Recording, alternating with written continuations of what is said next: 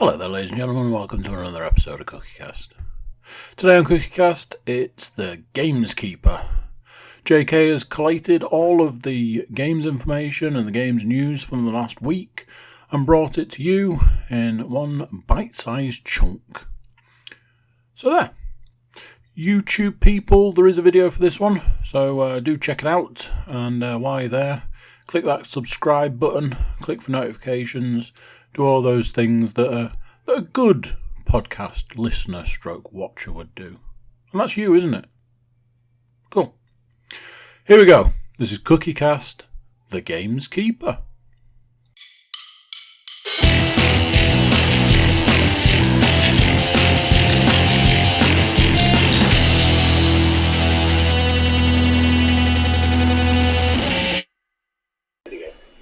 On a weird Thursday instead of a Friday.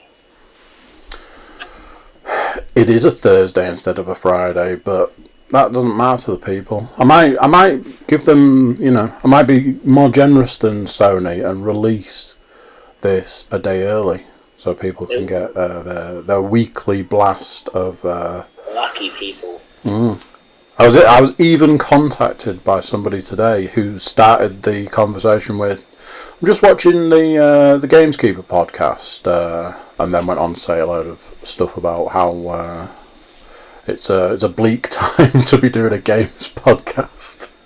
I think we've done quite well. And I was like, it's one of those things. Actual physical games to play, not a lot out there. Games news, there's absolutely shed loads. I was say there's been loads. As we know from literally 45 minutes ago. Yeah. Yeah.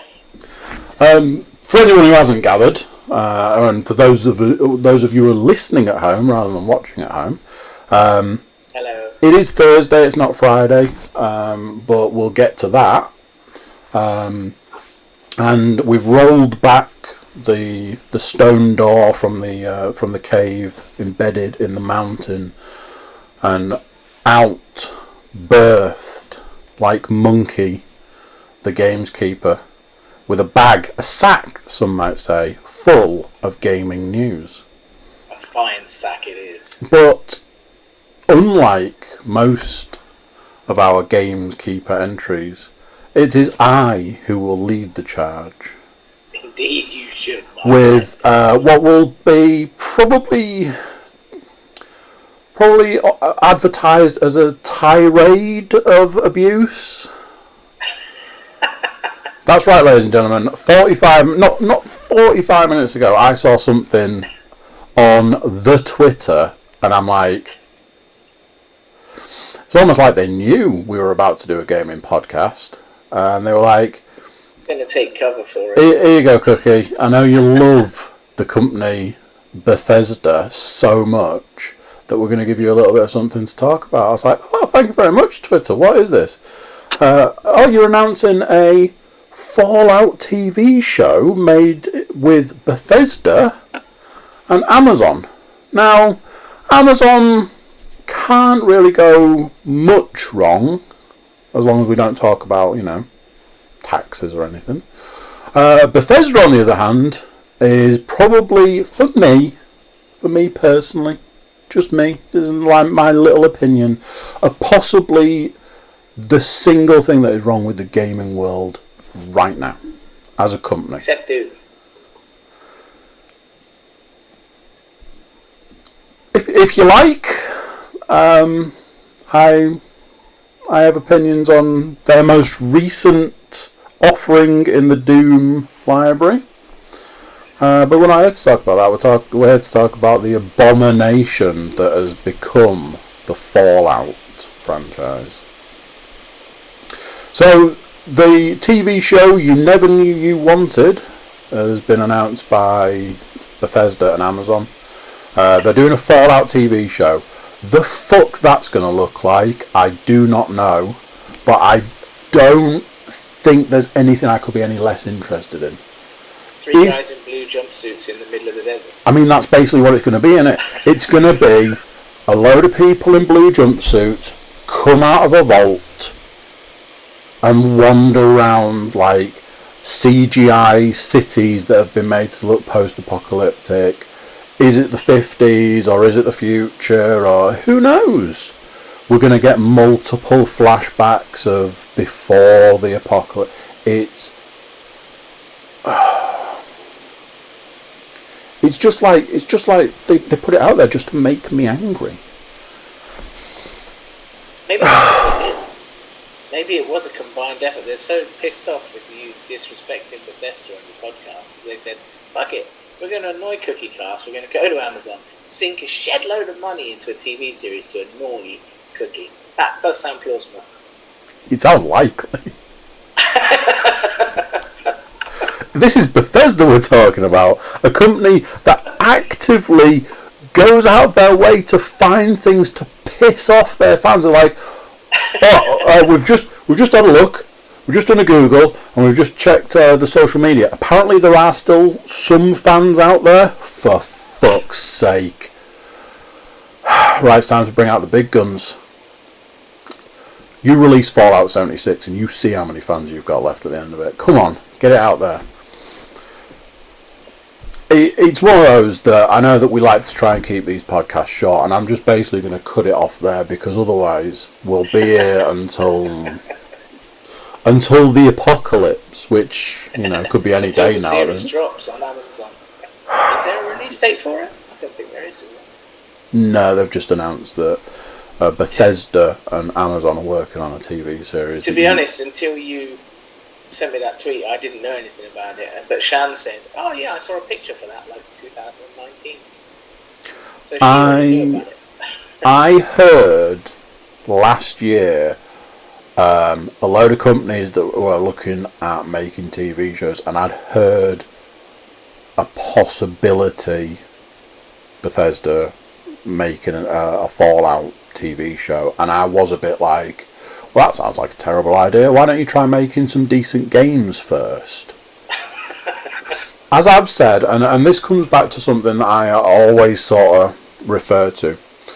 When you see a trailer for a game and it's beautiful CGI and it's like it clearly used a lot of motion capture. I said this about the Valhalla trailer. I was like, it looks beautiful, it looks amazing. You know, there's all those various different elements in it. But how much is that taken away from the actual game?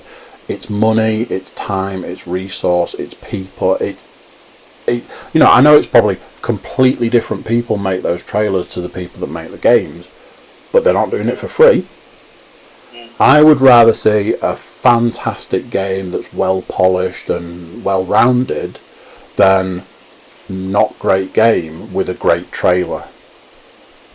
You know, I feel like Bethesda need to get their house in order before they go off making a TV show that nobody wants. But that, like I say, that's a fair comment.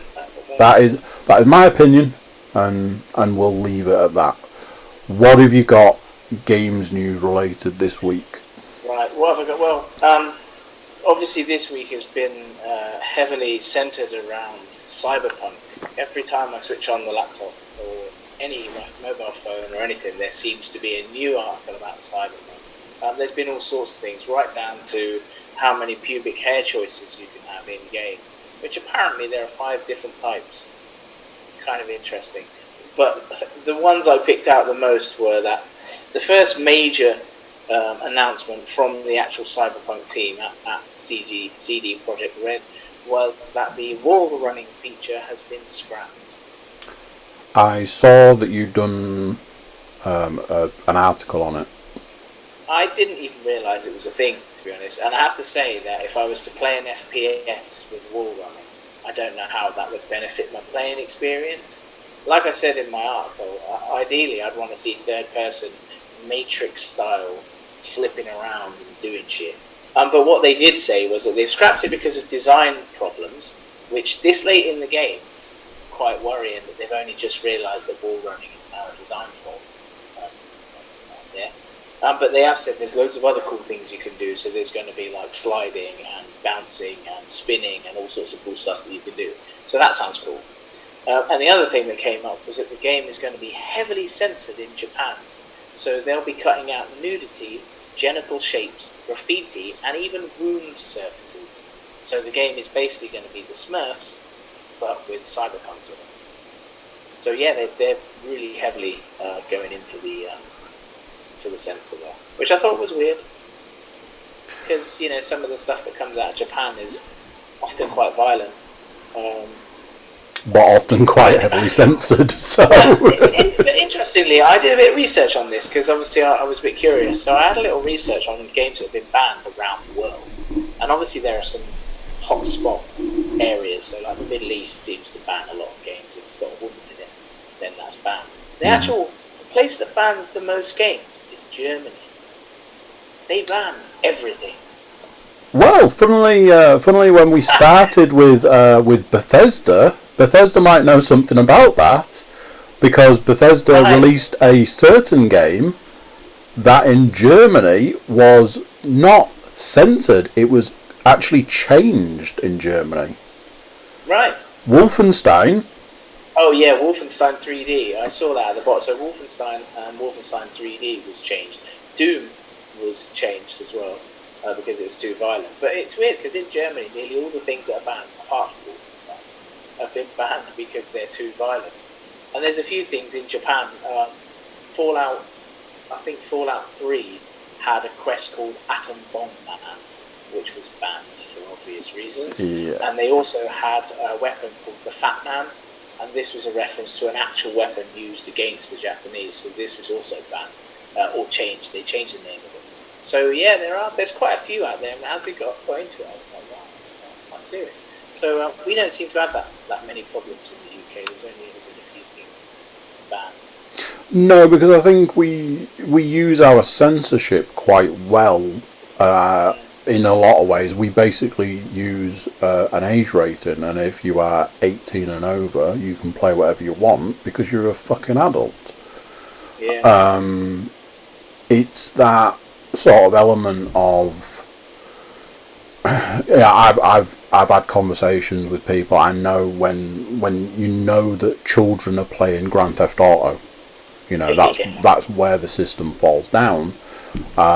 So it's a little hit and miss, but ultimately what it is we use a certification system. Yeah. And somebody who's selling a game is supposed to challenge people for age and stuff. So, well, that to me was the most interesting cyberpunk news. The rest was like the usual: is it coming? What's going on? What are we doing? Blah blah blah. seems to be a lot of talk about the cars. Yeah, well, the cars look cool. I mean, you saw that trailer last week. The cars look great. And to be honest, I just want to get in those cars and drive down the wasteland. I think that's going to be great fun. Yep. Yeah, that's going to be a lot of fun. But we'll see. Like I say, I think, to be honest, there's only so much really that you can give away. So I think we'll probably now, if I'm really honest, the best way to see it is when we pick it up in November. Because too many more spoilers will spoil it. Literally. Yep. So next thing that I debunked this week was the Mass Effect Trilogy Remaster has been called out as a fake. An industry insider said the information is not true and that the studio that would normally be working on the Mass Effect Trilogy are way too busy with a new Dragon Age game and Anthem 2.0. So, I mean, obviously an industry insider could be Dave in his mum's basement who said that he's an industry insider. But it does seem to be the case. Some people have been on the net and said that's true.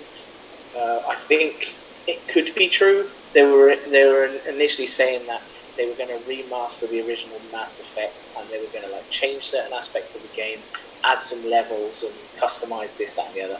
I think that's probably not right. And it's true that the company, the studio that will be working on it, are pretty busy with some other games. They've also got an untitled game in there which isn't Mass Effect. So I thought that was quite interesting. But it was funny because it came out at the beginning of the week that the Mass Effect Trilogy remaster was coming out, and then literally by the end of the week it was announced.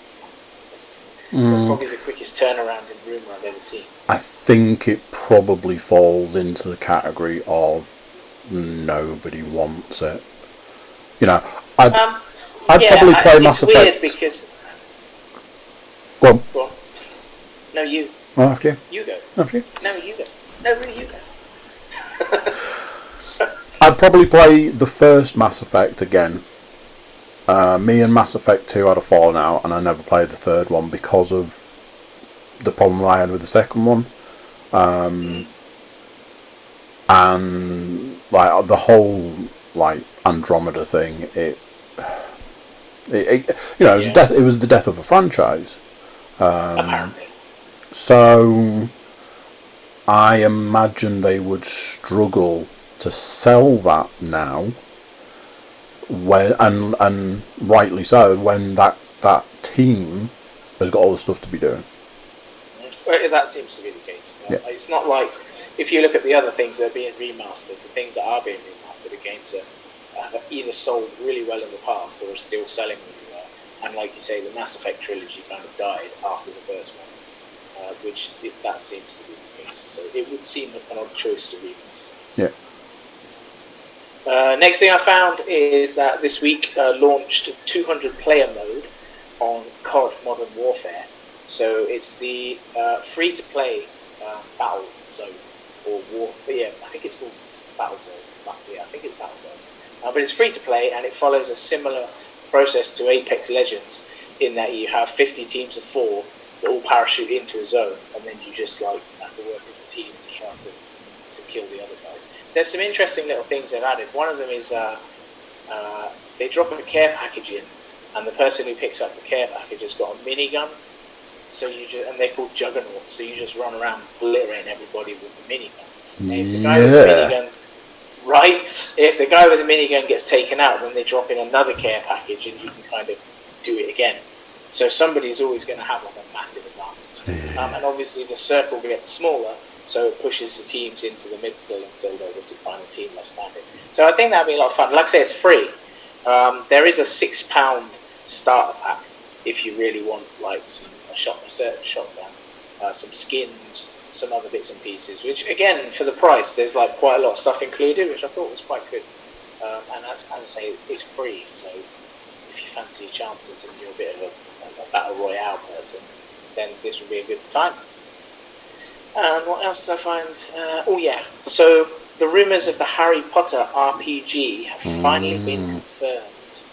So the news seems to say that it will be available sometime next year.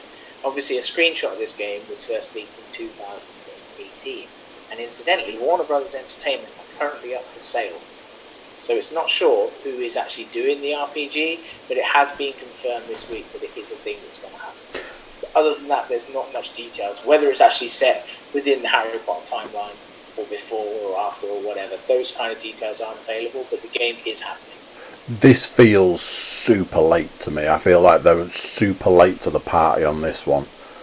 It's like, why are we getting this now? Should this not have been something that we had a while ago?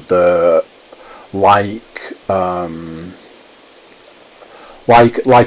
World of Warcraft thing that they build on and build on and build on. You know, should they not have released this X amount of time ago as year one? And had... Yeah, possibly. I think maybe that with the rebooting of the franchise, with the Fantastic Beasts part coming in, there seems to be a lot of reinvigoration for the Harry Potter franchise. So, and it's obviously got a massive fan base. So I think this is something that Warner Brothers have probably had on the back burner for a while. And there was originally talk that Rocksteady were going to do it, but they're too wrapped up with Batman. And they've got like a Red Dead thing, but I think to do something like Harry Potter, if you want to do it good, you're going to need a decent team. So I think that's probably why it's been delayed. But like I say, the news, all we've got is that it's confirmed, but that is pretty much it on the Harry Potter thing. And the other exciting piece of news was that Dying Light, that old zombie game that just seems to never stop, is getting a new DLC added called Hellraid. Apparently, Hellraid is based on a cancelled game of the same name.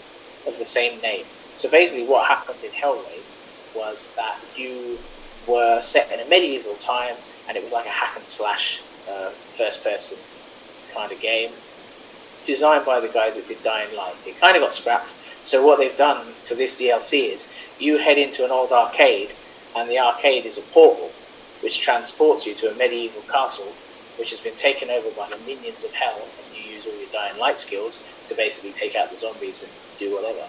It's basically just a bridge that they're creating between obviously Dying Light 1 and Dying Light 2, which is on its way. But I think it's really interesting that the company is still doing DLCs for a game which is years old now. Yeah. So that if anyone hasn't played Dying Light yet, get it and get this DLC, because Dying Light is a really good zombie game. The only other thing I've got to say is that Iron Man is out tomorrow. My copy is on its way right now as we speak. It's in the post. So that's why the main reason we're doing the podcast today, because I'm going to be Iron Man pretty much the whole day. Or the 2 hours it'll take me to complete it. What I've got so far is it's 12 levels, around 15 to 30 minutes per level, but it's like a pretty much open world map. The guy in the review was saying basically you fire up the thrusters and you can just fly around. There's not a linear path. You can just fly about and mind your business, which that in itself is probably going to be like worth the purchase. So yeah, that's pretty much all I've got on game news this week. Okay. Let me check my list. Yeah. I was going to do an update on The Last of Us Part 2. Oh yeah. It's that thing, isn't it? That for ages, The Last of Us Part 2 has had a lot of controversy, and that has gone on. You know, it's had a multitude of things. They were getting sued before the game was released because they'd stolen somebody's song or a version of a song.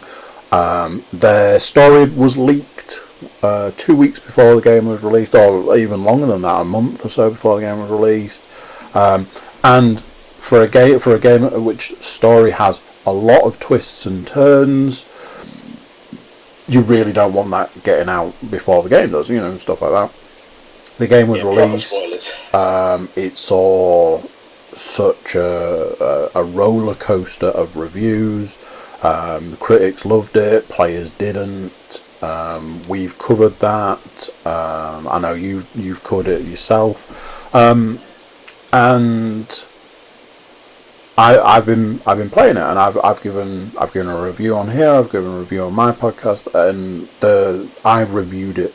I'm still playing it, and that is part of today's review. I am still playing it, having had a conversation yesterday where I was like, I'm still playing The Last of Us 2, and the conversation was, I've heard a lot of stuff about it. I've heard a lot of this, that, and the other. I've also heard it's 5 hours too long. And I was like, there's like, when you've paid money for something, when you've got something, and games are so expensive these days. Yeah.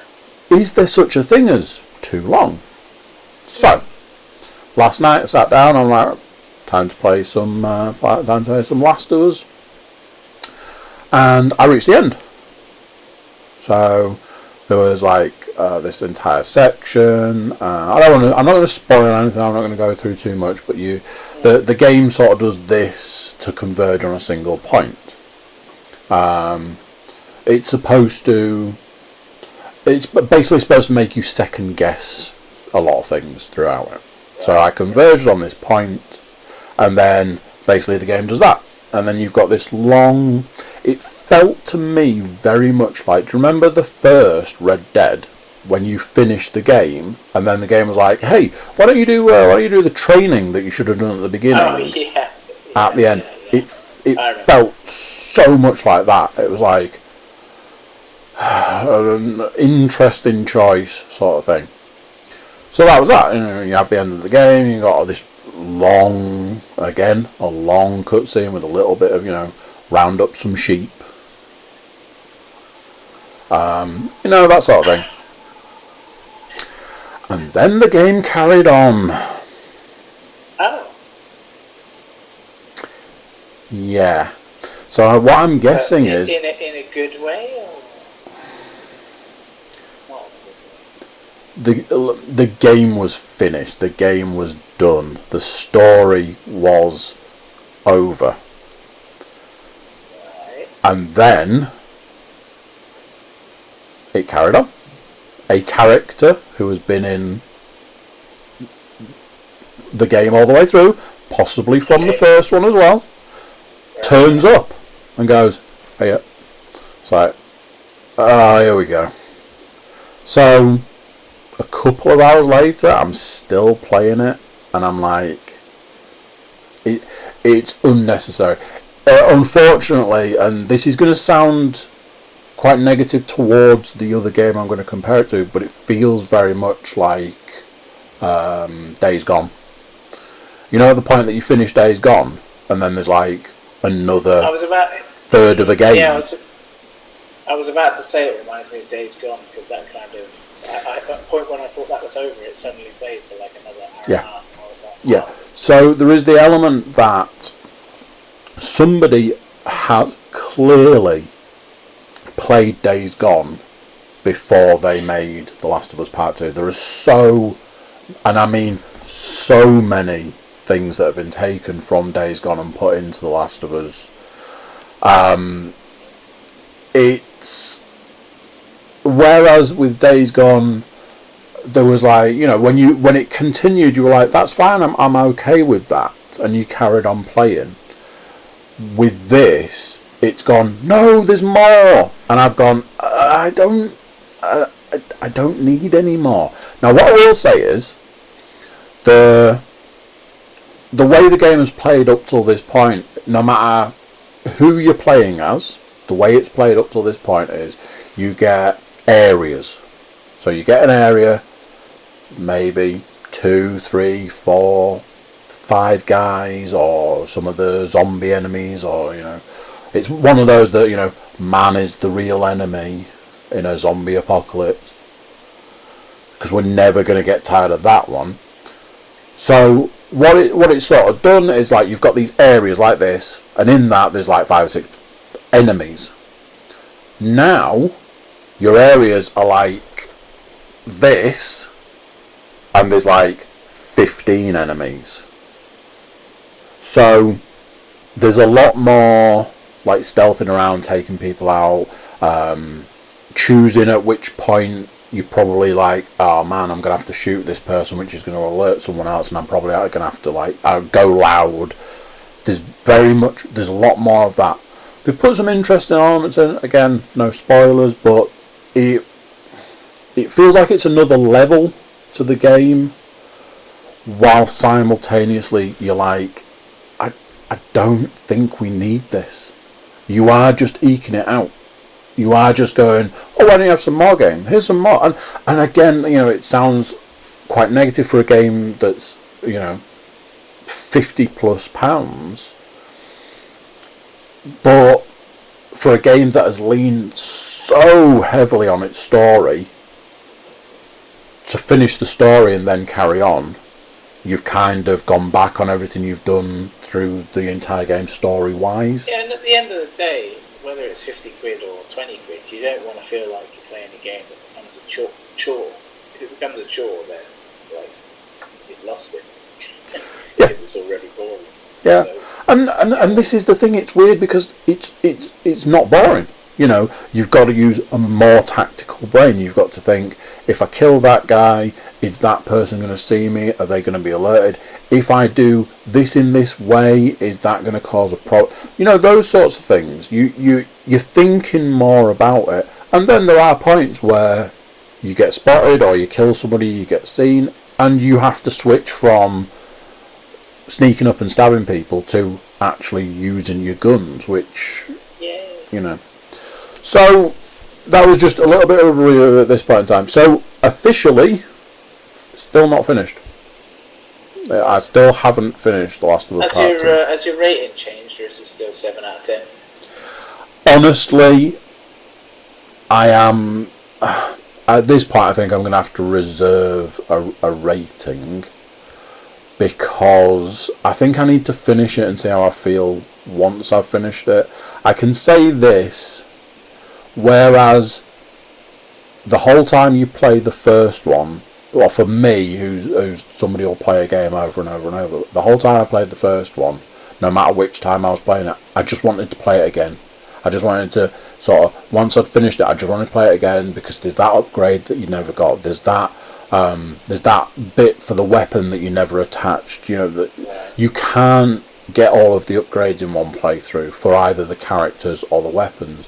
So you want to play it again.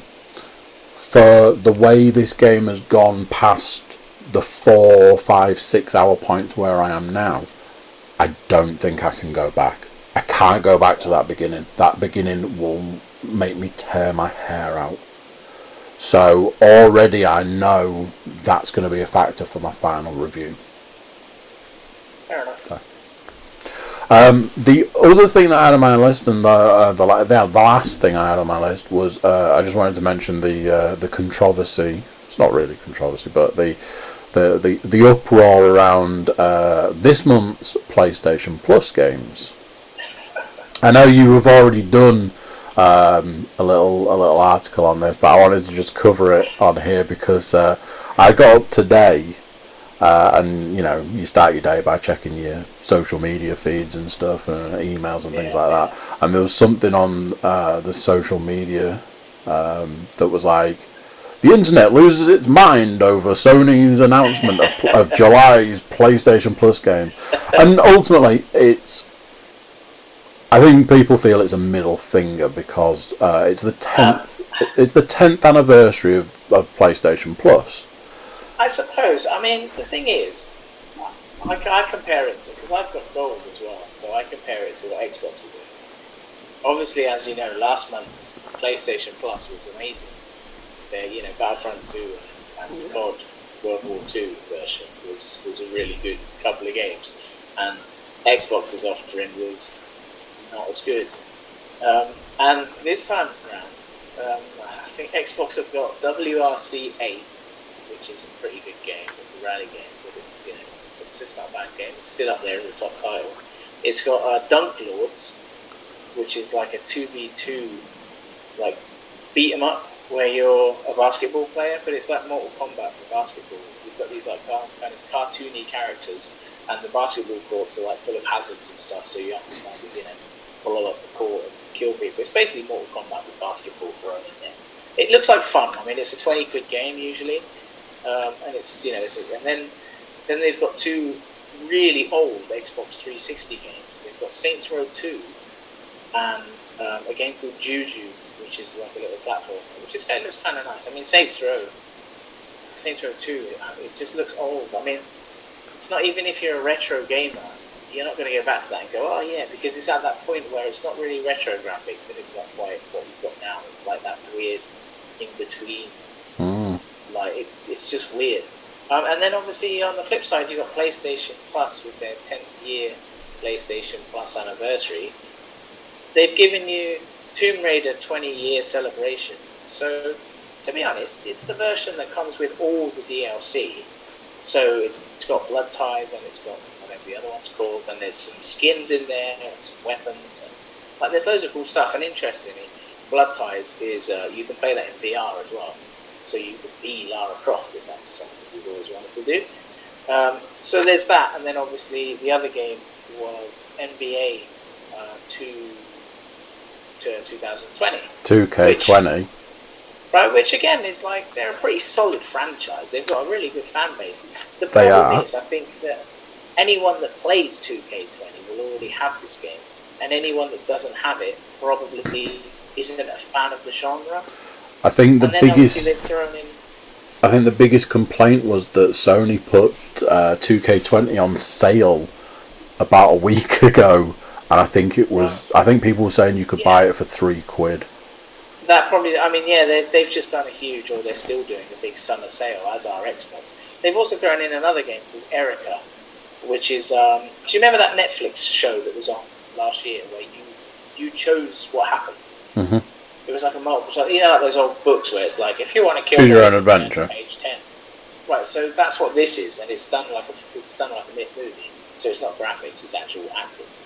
So that game's in there as well, which is kind of interesting. They've thrown in a theme for the PlayStation that you can decorate your PlayStation background with, and there's like a free multiplayer weekend. So if you've not ever had PS Plus and you're one of those people that has never had a multiplayer game, you could do that for free this weekend. It's not great for 10-year anniversary, but consistently PlayStation have been putting out pretty good freebies. I think they've missed the mark on their 10th anniversary, but let's see what, it might pick up. I think it's too early to say, wow, that's a load of old crap. I mean, to be honest, it's still 100 times better than what Xbox did last week. And I still think that their quality of games at the moment is still better than Xbox. When you think of the sort of games that Xbox have got, and the fact that they've got an entire backwards compatibility library they can use, which PlayStation Plus don't. I mean, we should be thankful, really, that PlayStation 4 isn't backwards compatible, because we'll probably be getting Silent Hill and Resident Evil 1 if that's what they could do. So I think, in retrospect, it's not that bad. Obviously, gamers are losing their minds, but it's basically a free game, because at the end of the day, you have to pay to play online. So neither Xbox nor PlayStation have to give you a free game. They could just say play online, pay to be online, or fuck off. And what would you do? Everyone would still pay to play online, because if you want to play Fortnite, that's what you got to do. That's what you got to do. So it's just free stuff, and they're never gonna knock out a title that came out yesterday. Iron Man isn't going to be free this month or next month or whatever. No. That's just not how it works, unfortunately. Yeah, I think we've been spoiled as gamers. I feel we're spoiled sometimes. That's what I think. But yeah, each their own. And that's me. And that's me. I just want to say, if you people want to find me and you want to read some of my gubbins, you can go to Daily Gaming Report, or you can go to Gaming Respawn, and you will find the Gamekeeper is on there doing articles and mostly news, not that many reviews. I'm generally doing news. You can also find me on Instagram as Gamekeeper and Twitter as Gamekeeper, and soon there'll be a YouTube channel as Gamekeeper. You'll find me on Xbox as Gamekeeper and PlayStation as Gamekeeper. I think that's pretty plugged, right? So, where do we find you again? Gamekeeper. Right, well, as always, thank you very much for collating the week's news together for us and delivering it in fantastic fashion. I will let you return to the mountain, and I will let the people digest this information. And until next time, Indeed. There we go. See you. Cheers. Bye.